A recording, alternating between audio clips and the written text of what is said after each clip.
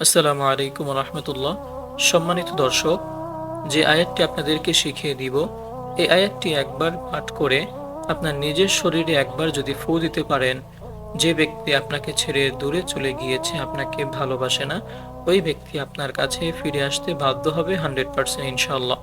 এই আমলটির মাধ্যমে ওই ব্যক্তি আপনার কাছে ফিরে আসতে বাধ্য হবে। শুধুমাত্র আপনাকে কি করতে হবে, এই যে আমি আয়াতটি বলে দিব, এই আয়াতটি আপনি একবার পাঠ করবেন।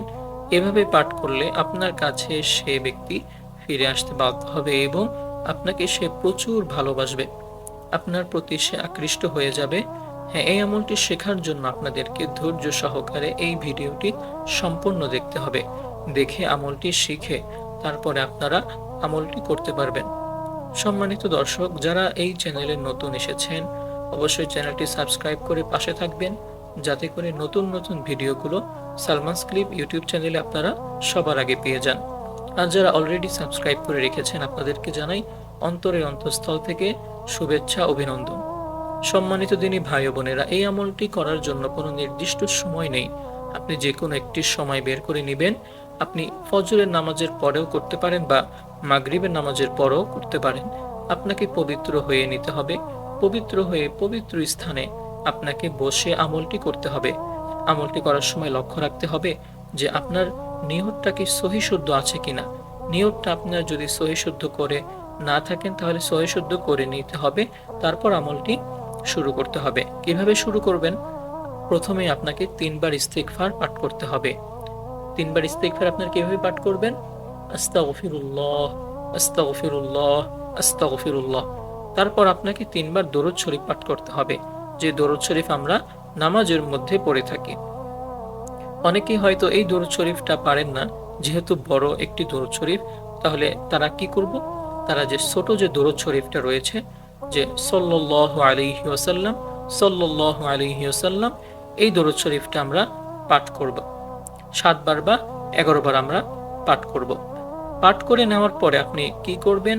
এই যে আমি আয়াতটি বলে দিচ্ছি, এই আয়াতটি আপনাকে সহিশুদ্ধভাবে শিখে নিতে হবে। আয়াতটির মাধ্যমে যেহেতু আপনি আমলটি করবেন, সেহেতু এই আয়াতটি আপনাকে প্রথমে শিখে নিতে হবে। তো আয়াতটি হচ্ছে, وألقيت عليك محبة مني وألقيت عليك محبة مني وألقيت عليك محبة مني। সহিশুদ্ধভাবে এই যে আয়াতটি সূরা তহার ৩৯ নং আয়াত, এটি কোরআন শরীফের সূরা তহার। তো এই যে আমরা কোরআন শরীফের একটি আয়াত নিয়েছি, এই আয়াতটির মাধ্যমে আমরা এই আমলটি করব।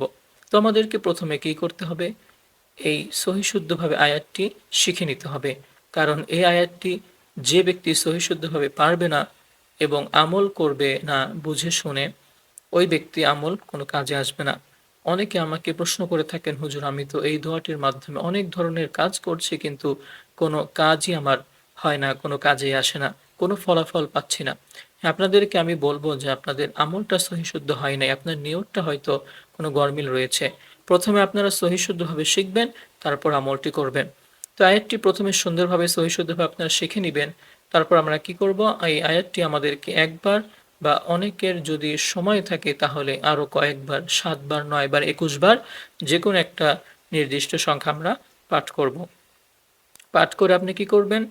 আপনি শেষে আবার 3 বার দরুদ শরীফ পাঠ করবেন এবং ওই যে ছোট দরুদটি শিখিয়ে দিয়েছি, ওই দরুদ শরীফটি আপনি 7 বার অথবা 9 বার পাঠ করবেন, সাল্লাল্লাহু আলাইহি ওয়াসাল্লাম। পাঠ করে আপনি নিজের শরীরে, আপনার যে নিজের শরীরে আপনি ফু দিবেন।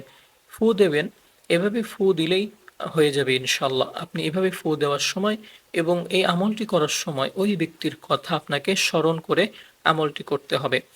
বিশেষ একটি কারণ হচ্ছে যে আপনি যদি ওই ব্যক্তির কথা বা নাম মনে না করে আমলটি করেন, তাহলে কোনো কাজই কিন্তু হবে না। আপনি আমলটি করার সময় যে আমি ওই ব্যক্তির জন্য এই আমলটি করছি, এরকম উদ্দেশ্য আপনাকে রেখে আমলটি করতে হবে। করলে কী লাভ হবে? যেই ব্যক্তিকে উদ্দেশ্য করে আপনি আমলটি করবেন, ওই ব্যক্তি আপনার প্রতি আকৃষ্ট হবে, আপনার কাছে ফিরে আসতে বাধ্য হবে। সে যত দূরেই থাকুক না কেন, আপনার সাথে যোগাযোগ সে রাখার চেষ্টা করবে। আপনার কথা শোনে না, আপনার কথা শোনার সে চেষ্টা করবে। ওই ব্যক্তি দেখবেন আপনার প্রতি আবার আকৃষ্ট হচ্ছে, আপনার সাথে আবার যোগাযোগ শুরু করে দিয়েছে এবং আপনাকে প্রচুর ভালোবাসবে। তো এই আমলটির মাধ্যমে এই আমলটি যদি আপনারা লাগাতার ২১ দিন পর্যন্ত করতে পারেন, ২১ দিন পর্যন্ত যদি আপনারা করতে পারেন, ইনশাআল্লাহ যেকোনো মানুষকে পাগল করার জন্য এবং নিজের প্রতি আকৃষ্ট করার জন্য খুবই কার্যকর একটি আমল। আপনারা অবশ্যই করে দেখতে পারেন। স্বামীর জন্য করতে পারেন অথবা আপনার স্ত্রীর জন্য আপনি করতে পারেন। যেকোনো মানুষের জন্য আপনি করতে পারেন। তো সকল এই আয়াতটি শুরু করতে পারেন, আমলটি শুরু করতে পারেন, আয়াতটি সুন্দরভাবে শিখে নিতে পারেন। তো আজকের মতো এখানেই বিদায় নিতে হচ্ছে। সম্মানিত দর্শক, আপনারা যারা আমলটি করতে যাচ্ছেন, অবশ্যই কমেন্ট বক্সে অনুমতি নিবেন। নেওয়ার পরে সুন্দরভাবে আমলটি শুরু করবেন। আমি সবার জন্যই দোয়া করি যেন সবার মনের সকল আশা পূরণ হয়। তো সম্মানিত দর্শক, আজ এই পর্যন্তই। সবাই ভালো থাকুন, সুস্থ থাকুন। দেখা হবে নতুন কোনো ভিডিওতে। আসসালামু আলাইকুম ওয়া রাহমাতুল্লাহি ওয়া বারাকাতুহু।